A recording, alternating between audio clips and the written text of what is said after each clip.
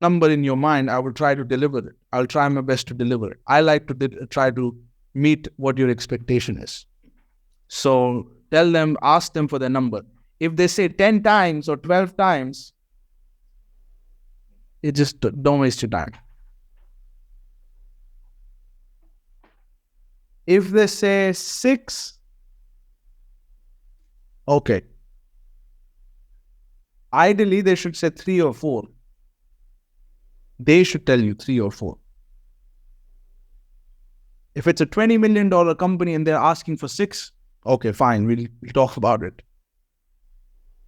If it's a $2 million company, they're looking for 7, 8 times, that's a no-no. He's not motivated. He's playing games. Right. They should be scared of you, bro. Because there are not that many buyers in the market. You're creating a perception. You need to understand you're a corporation.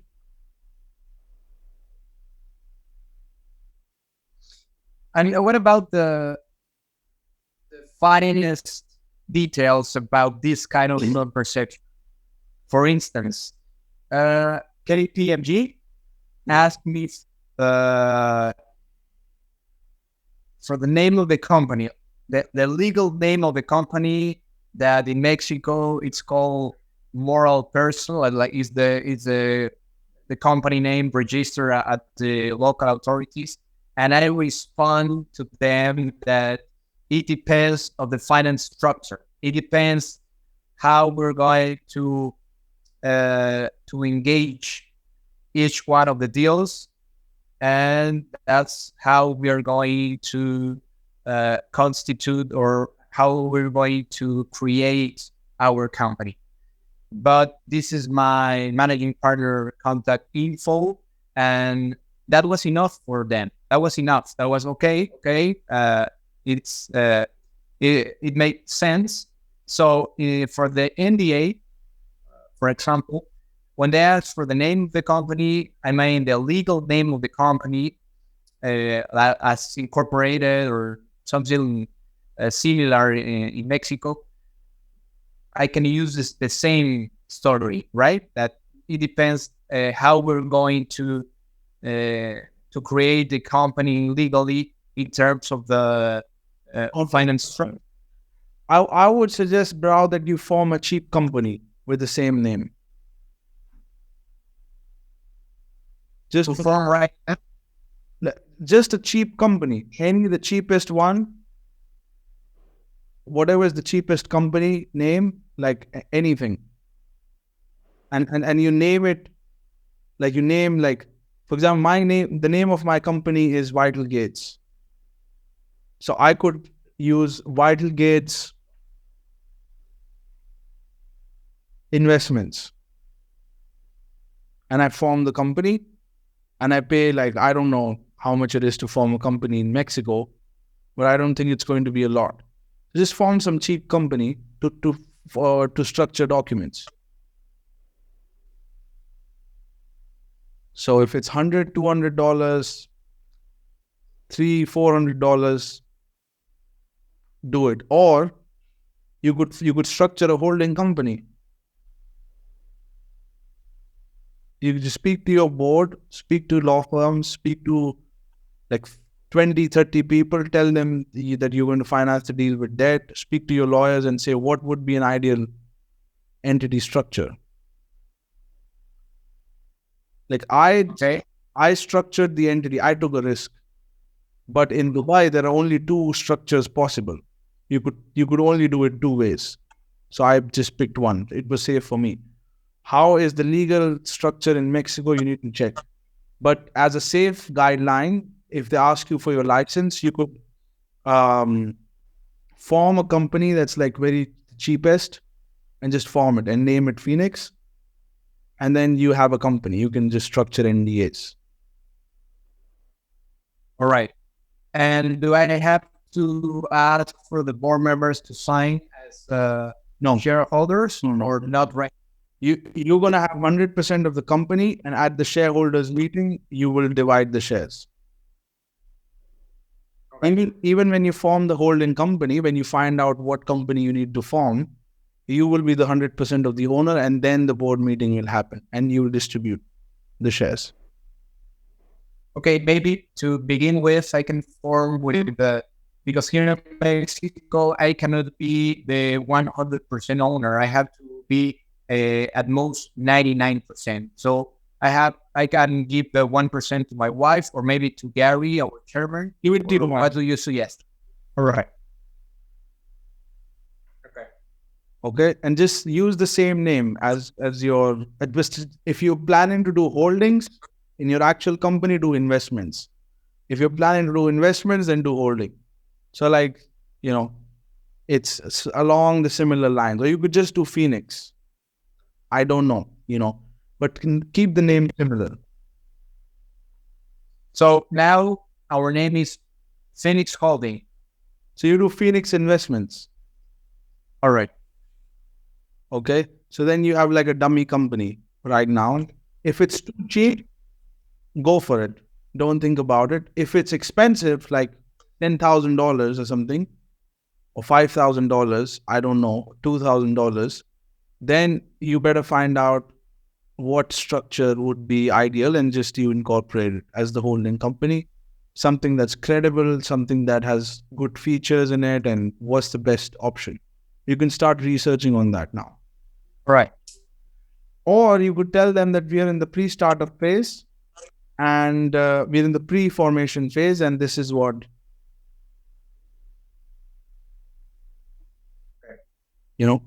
okay. And you can structure the NDA in your personal name, but that doesn't fly very well. So having an entity is not going to hurt you. If it's a cheap one, form it. If it's expensive, then form the one that you're actually going to form and really form it, and you're the 100% owner of that. So, Okay. But do some research because you'll be spending money.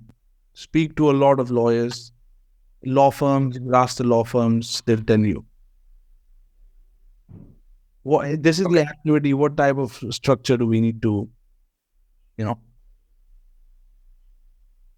Okay. Right. You have the NDA. I'll send you the questionnaire for the information. Okay. The other thing is, then you will, give me 1 second, bro.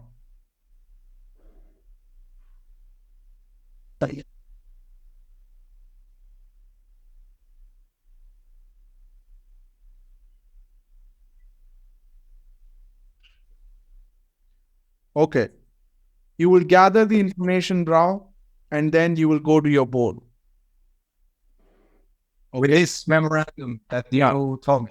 You will have the memorandum, you will have revenue, you will have profit, you will have location, age of the owner, reasons for sale, number of employees, number of doctors, nurses, type of license, property is at least or rented, as many things, variables as possible. Types of services, year of incorporation, profit since how many years, does it have any debt in the company or not, how many equipments, as many as you can. Once that's done, you put it in this and you send the audited financials to the board. And then you say, I am divide the board into 2 parts. So team 1 and team 2. So if you have 2 healthcare experts, 2 finance, 2 accounting, 2 legal, you have, separate the team. And you take deal 1 to team 1 and deal 2 to team 2. So you can divide their time. All right. So you get them on the phone. You send them an email. We have our first target in line, first potential target in line. I'm sending you below is the attached information memorandum. This is a medical clinic based in Mexico City, at the heart of the city. They want to sell the business at, because of this reason, and this is the expected valuation of the clinic. This is what they're asking for. Below is the attached information memorandum. Kindly tell me when will you be available for a discussion, and let's schedule a call. And you call. Okay, so I will arrange a Zoom call with team one or team two, right? With Correct. 7 people. We are going to discuss the memorandum, right? Okay. I would like to hear your view on the deal, and I would like to hear your, comments, and from the perspective of risk.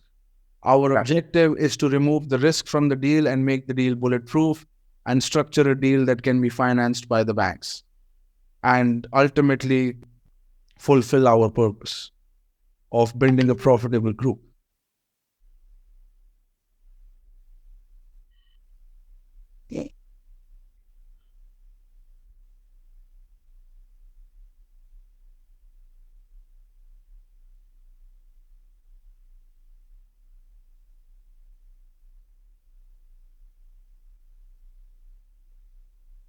Right. Okay. Okay. So then your board will comment. You start writing down. Okay. Risk number 1, risk number 2, question number 3, question number 4. They'll ask you a lot of questions. Do they have this? Do they have that? How old is the license? Is the license renewed? What type of property? What is the so? What are the risks according to you? You want to ask. You want to kind of cover the negative scenario. You want to cover all the risks that are there in the deal.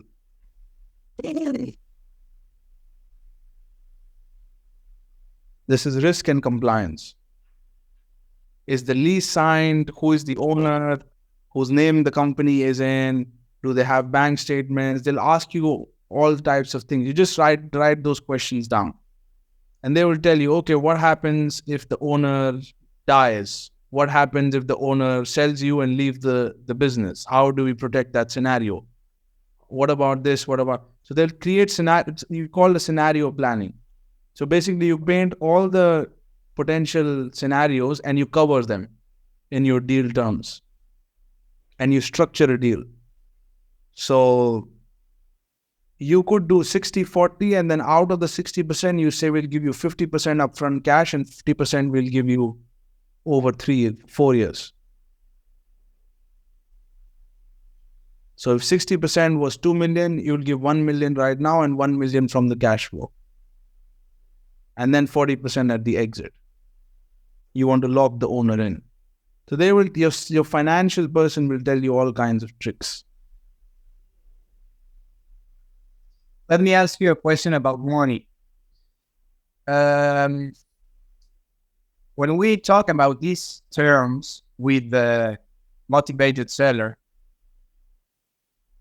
the money will arrive to my company, the company that they will give it to they will transfer it to the owner, to the clinic directly. Yeah.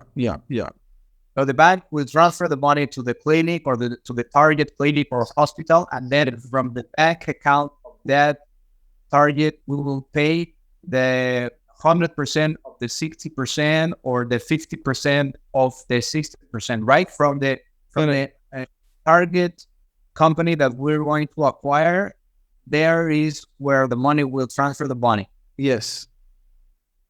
Not to our holding company. No. All right. So here is what you will do, Bravo. Once you have had the risk analysis, you will prepare all the risks.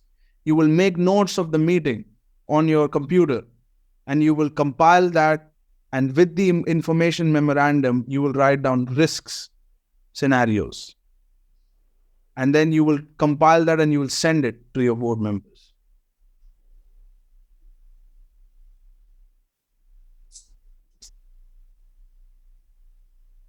So that it's all in written format. And then you will ask them, what is the, they will sit over it. They will sit down over it and they will meet again. So they will need to digest the information and they'll meet again. They may not be able to provide a comment immediately, but sometimes they do, sometimes they don't. So you might have another call.